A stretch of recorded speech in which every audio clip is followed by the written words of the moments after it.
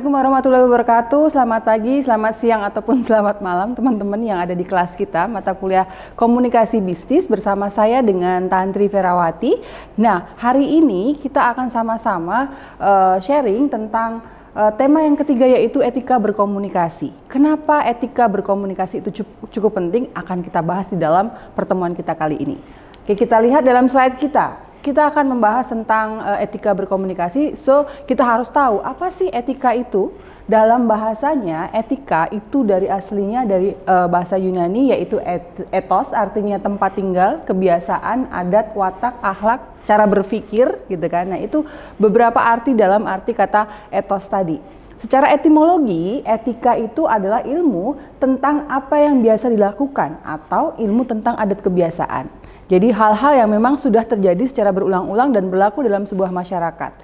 Kemudian etika dalam ilmu yang apa yang baik dan yang buruk. Jadi mana yang baik, mana yang buruk itu masuk ke dalam hal aturan tentang etika. Dan tentang hak dan kewajiban moral. Itu beberapa arti dalam etika. Kemudian etika juga berbicara tentang bagaimana manusia seharusnya bertindak yang dipengaruhi oleh beberapa norma seperti agama, norma hukum, norma moral, dan lain sebagainya. Yang artinya di sini etika itu semacam salah satu kode etik atau aturan yang berlaku dalam sebuah masyarakat untuk menentukan apakah perbuatan itu baik, layak, atau tidak untuk dilakukan. Oke, sampai di sini kita berbicara tentang arti dari etika. Next. Apa fungsi etika? Kenapa kita belajar tentang etika? Oke, dalam hal ini fungsi etika ini adalah kita lihat bad or wrong, good and right. Baik atau buruk, benar atau salah. Ini etika mengatur dalam hal itu. Jadi salah satu fungsi dari etika adalah sebagai guidance line atau sebagai untuk menjaga langkah kita. Apakah apa yang kita perbuat ini sudah tepat atau belum? Salah atau tidak? Baik atau buruk? Dari situ fungsi etika menjadi salah satu fungsi utamanya. Yang kedua adalah tentang pertimbangan dalam sikap dan tindakan. Apakah yang akan saya lakukan ini sudah tepat? Apakah ini salah? Apakah nanti kemudian akan dipandang buruk oleh orang lain atau masyarakat atau akan baik? Nah, itu etika fungsi yang kedua. Yang ketiga, membangun respek dan saling menghargai. Ketika etika itu dilakukan, diterapkan, maka akan terjadi saling menghormati antara satu dengan yang lain. Sehingga kita akan saling menghargai. Selanjutnya, sebelum kita masuk pada etika berkomunikasi, maka kita akan melihat dulu komunikasi itu apa sih? Nah, kita lihat dalam hal ini, kita lihat di gambar. Ini adalah proses komunikasi ya teman-teman. Bagaimana sebuah proses komunikasi itu terjadi? Kita lihat, ada seorang komunikator, seorang perempuan yang disebut sebagai komunikator. Dia adalah penyampai pesan. Dalam hal ini contohnya adalah saya hari ini berdiri di sini adalah seorang komunikator, seorang penyampai pesan. Apa yang saya sampaikan? Ini ada berupa informasi, gagasan, atau pesan yang ingin saya sampaikan kepada siapa? Kepada komunikan. Komunikan itu adalah pendengar atau audiens atau publik. Nah, bentuk pesan itu tadi nanti akan saya sampaikan kepada komunikan, itu berupa pesan tadi melalui saluran atau media. Medianya itu apa? Melalui banyak hal medianya. Bisa media tertulis, media cetak, media online, dan lain sebagainya. Itu adalah cara untuk menyampaikan pesan.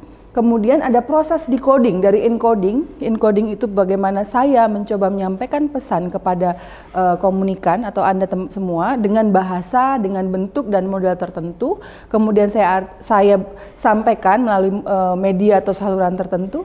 Setelah itu akan diproses decoding oleh si audiens atau teman-teman yang ada di rumah semua. Kemudian ditangkap pesan tadi oleh komunikan.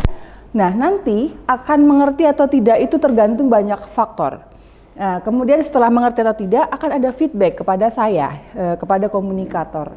Nah, dalam hal proses komunikasi ini nanti ada juga namanya gangguan dan lain sebagainya. Ada juga hal-hal lainnya yang menjadikan apakah komunikasi itu efektif atau tidak. Nah, sampai di sini ini adalah proses komunikasi secara pada umumnya.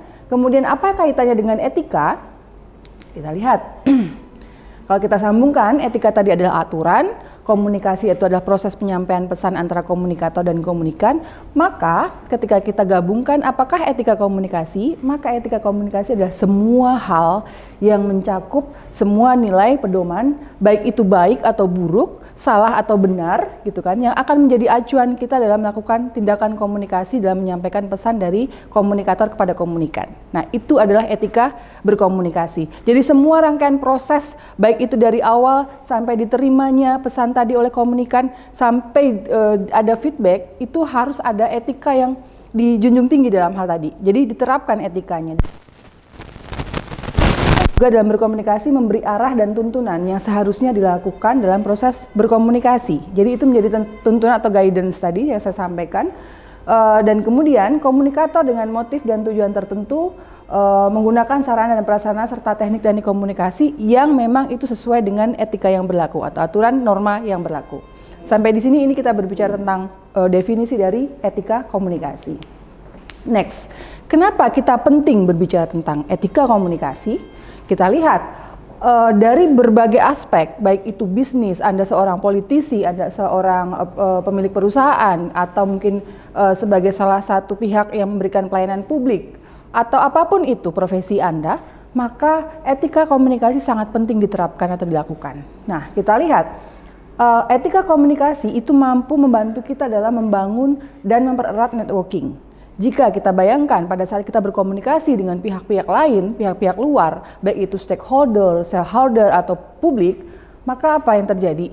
Kita tidak menerapkan etika, maka akan mengganggu proses. Kesan yang kita berikan kepada mereka tidak baik, sehingga networking kita juga tidak akan maksimal. Itu bagian dari contohnya. Kemudian efektivitas komunikasi juga sangat ditentukan oleh bagaimana kita beretika dalam berkomunikasi.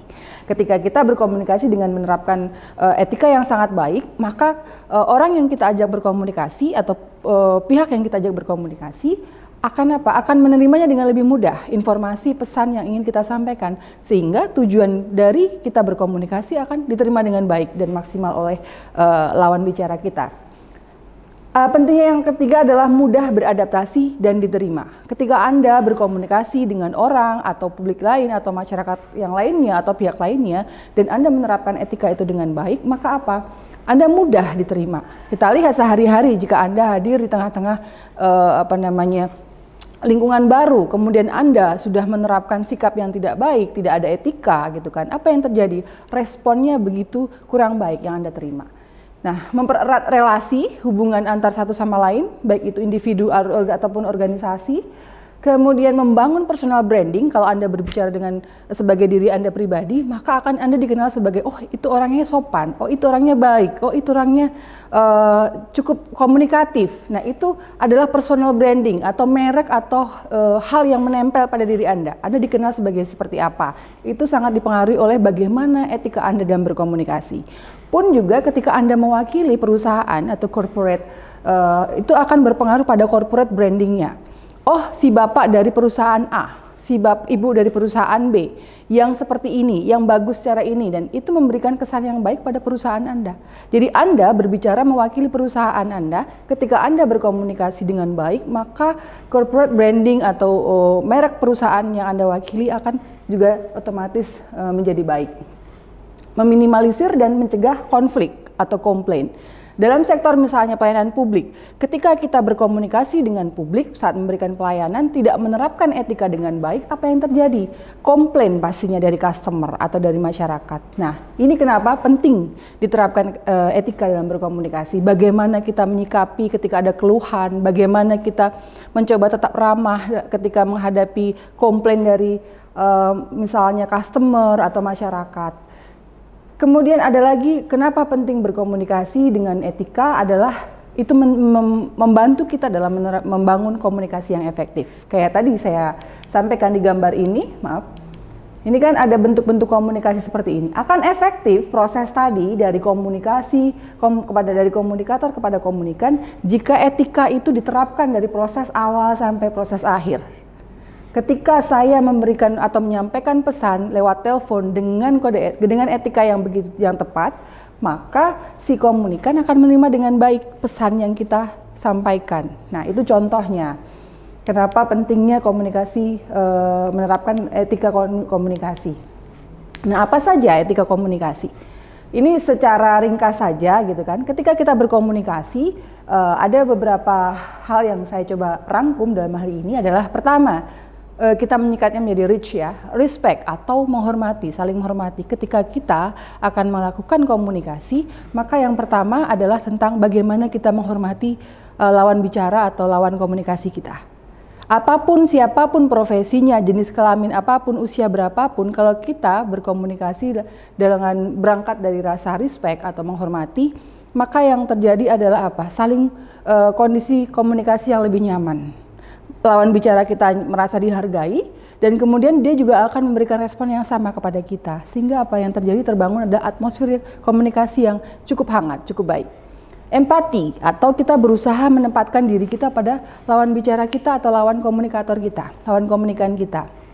Jika kita mencoba berempati, menempatkan diri kita, oh iya, kalau kita di posisi beliau, kita di posisi mereka, seperti apa? Artinya kita sudah mencoba untuk menghindari hal-hal yang sifatnya nanti tidak baik untuk dilakukan pada mereka. Ini jadi cukup penting ya. Kemudian audible, apa yang Anda sampaikan itu juga harus bisa didengarkan, dipahami dan dimengerti oleh lawan bicara kita.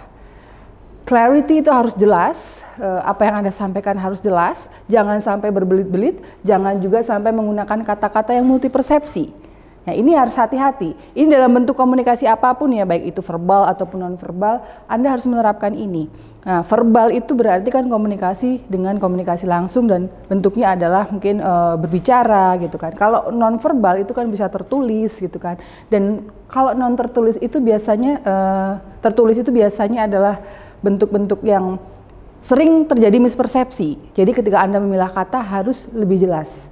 Humble, jadi ketika Anda berkomunikasi, Anda harus menerapkan rasa rasa untuk Anda rendah hati, bukan rendah diri ya, rendah hati. Rendah hati itu Anda berangkat sebagai seseorang yang memang tidak merasa berangkat dengan keangkuhan, kesombongan, karena itu sangat terlihat ketika Anda berkomunikasi, apakah orang ini cukup sombong, atau datang dengan keangkuhan, atau memang dia datang dengan membuka open-minded dan membuka menerima masukan dari orang lain.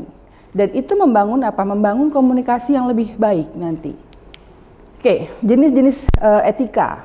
Jenis-jenis etika itu adalah ada etika umum, yaitu aturan yang berlaku pada tindakan umum manusia. Baik itu sebagai acuan dalam bertindak tingkah laku atau nanti menerapkan benar atau salahnya, baik buruknya. Misalnya ini apa contohnya adalah adat istiadat, kemudian norma masyarakat, norma agama, itu masuk ke dalam etika umum. Kalau etika khusus, ini khusus pada profesi tertentu misalnya. Jadi aturan atau etika prinsip-prinsip yang mengatur pada bidang kehidupan tertentu. Yang itu biasanya kaitannya erat dengan peran atau profesi. Kalau kita lihat ada misalnya kode etik dokter, kode etik seorang perawat, kode etik seorang pengacara. Nah, itu adalah bagian dari etika khusus yang mengikat karena profesinya. Nah, ini ada beberapa hal yang kita perlu cukup pahami. Ini adalah proses dasar-dasar komunikasi. Saat kita melakukan proses komunikasi, ini sebenarnya ada 5W1H yang cukup familiar, mungkin teman-teman semua pahami. What, where, who, when, which, how. Atau apa, di mana, siapa, kapan, kemudian yang mana dan bagaimana. Ini adalah hal-hal yang kita perlu terapkan dalam berkomunikasi, dalam bentuk apapun komunikasinya. Kemudian etika itu digunakan dalam semua proses ini. Jadi ketika Anda mau berkomunikasi, Anda harus pahami pesan apa yang ingin Anda sampaikan dan pesan itu bentuknya seperti apa. Harus menggunakan landasan etika yang tepat. Kalau saya mau berkomunikasi dengan misalnya dosen saya, bahasanya seperti apa? Harus berbeda ketika saya menyampaikan pesan kepada misalnya teman saya, itu kan berbeda. Kemudian where, di mana gitu kan, di mana saya berbicara, di mana saya berkomunikasi, itu juga harus menggunakan landasan etika yang baik. Saya berbicara di depan audiens, di mana itu adalah tempat umum, tempat terbuka, atau saya berbicara di media sosial, atau saya berbicara di tempat yang lebih privacy. Itu juga berpengaruh pada jenis-jenis pilihan kata, jenis-jenis komunikasi yang Anda gunakan. Who, kepada siapa, itu juga sama. Kepada siapa pesan ini disampaikan, itu juga menentukan. Etika harus kita perhatikan, siapa yang kita ajak bicara ini.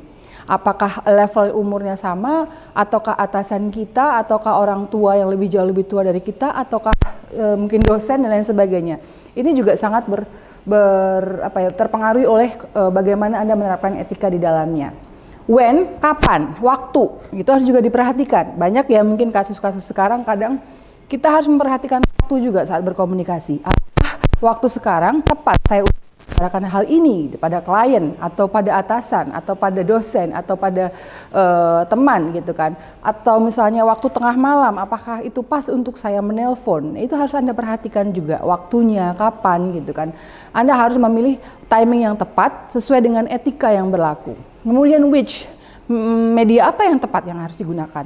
Apakah saya cukup sopan kalau berbicara tentang ini dengan cukup menggunakan media WA saja misalnya? Kalau memang tidak tepat berarti saya harus datang menemui beliau langsung. Nah itu bagian dari bagaimana Anda menentukan which media saluran apa yang tepat sesuai dengan etika yang memang berlaku. Dan yang terakhir adalah how, bagaimana kami menyampaikan, bagaimana Anda menyampaikan pesan tadi. Itu juga harus disesuaikan gitu kan dengan siapa audiens kita gitu kan dari keseluruhan tadi. Bagaimana apa yang mau kita harapkan dari proses komunikasi tadi. Itu ya teman-teman tentang 5W1H, what, where, who, when, which, how, yang dalam prosesnya itu Anda harus selalu menggunakan etika di dalamnya. Oke, kemudian ketika kita berbicara tentang etika digabungkan dengan komunikasi, maka etika itu akan menjadi dasar pondasi dalam tindakan kita berkomunikasi. Itu akan menjadi landasan moral apakah apa yang kita lakukan dalam berkomunikasi ini baik atau buruk, tepat atau tidak gitu kan. Ya, jadi ini menjadi salah satu hal yang mendasari bagaimana kualitas komunikasi kita. Sehingga ketika komunikasi yang kita lakukan itu tidak didasari oleh etika yang tepat, maka komunikasi itu menjadi tidak etis ya. Nah, ini kalau kita kaitkan dengan komunikasi dalam bisnis, apa sih etika komunikasi bisnis? Maka etika komunikasi bisnis tentunya itu skupnya dalam lingkungan bisnis, di mana bagaimana kita menjalin komunikasi di dalam bisnis yang mencakup interaksi di antara seluruh aspek, baik itu individu, kemudian perusahaan-perusahaan yang terlibat, dan industri yang terkait di dalamnya dengan dasar aturan yang berlaku, baik itu aturan hukum, norma, dan lain sebagainya. Nah, kalau tadi kan saya sampaikan bahwa kita juga selain dari sisi etika secara modern, kita juga harus menerapkan etika dalam prinsip Islam. Karena apa? Karena memang ternyata Islam itu sudah menganjurkan bagaimana kita berkomunikasi yang baik. Anda bisa melihat gitu kan, nanti saya akan jelaskan aturan-aturan yang berlaku di dalam Islam pada saat kita berkomunikasi. Dalam perspektif Islam, seluruh rangkaian kegiatan berkomunikasi harus menggunakan prinsip-prinsip komunikasi yang sesuai dengan norma dari Islam itu sendiri. Yaitu apa? Yang harus berakhlak al-karimah. Yang artinya komunikasi itu harus bersumber pada Al-Quran dan Hadis Sunnah. Nah nanti kita lihat sudah sejauh mana sih Islam mengatur tentang komunikasi. Nah kita lihat, Anda bisa buka di Quran surat An-Nisa ayat 9 bahwa salah satu prinsip etika komunikasi adalah berkata dengan benar, lurus, dan jujur. Artinya ketika kita berkomunikasi kita memang harus jujur, didasari oleh sifat yang jujur. Apa yang Anda sampaikan itu memang berdasarkan fakta yang ada. Kemudian juga diatur tentang bagaimana kita berkata baik, berkata jujur tadi, itu menjadi posisi yang cukup penting di dalam Islam. Jadi itu sampai diulang 2 kali, jadi makanya kenapa kita harus berkata jujur sesuai dengan apa yang terjadi di faktanya. Kemudian di pembahasan ketiga adalah prinsip tentang bahasa yang digunakan, itu adalah bahasa yang mudah, ringkas, tepat, sehingga mudah dimengerti oleh audiens kita atau oleh lawan bicara kita. Jangan menggunakan bahasa yang berbelit-belit ya, karena itu akan menimbulkan masalah yang baru lagi. Perkataan yang lemah lembut, surat At-Taha 44, ini Islam begitu mengaturnya sudah sangat jelas. Kemudian juga kaulan karimah atau perkataan yang mulia, yang baik-baik saja. Yang kita sampaikan, kita harus memilah kata-kata yang memang baik. Bukan kata-kata yang buruk, bukan kata-kata kasar, ataupun kata-kata yang memang akan menimbulkan kontradiksi di masyarakat. Kaulan ma'ruf atau perkataan yang baik dapat diterjemahkan dengan ungkapan yang pantas. Itu beberapa prinsip, 6 prinsip etika komunikasi dalam Islam yang ini menunjukkan bahwa Islam pun sudah sangat concern dalam hal berkomunikasi, memiliki aturan yang jelas dan cukup baik. Nah ini terakhir, saya memberikan semacam conclusion atau kesimpulan. The quality of your life is the quality of your communication. Jadi kualitas hidup Anda itu sangat ditunjukkan atau dipengaruhi oleh bagaimana kualitas Anda berkomunikasi.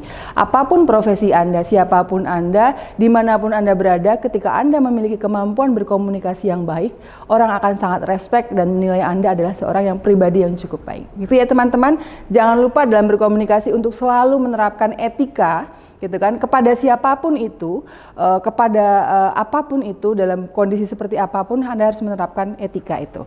Nah, terima kasih atas pertemuan kita hari ini tentang etika berkomunikasi. Sampai jumpa di pertemuan kita selanjutnya, dan stay happy, stay healthy, dan tetap semangat dalam menjalankan aktivitas. Assalamualaikum warahmatullahi wabarakatuh.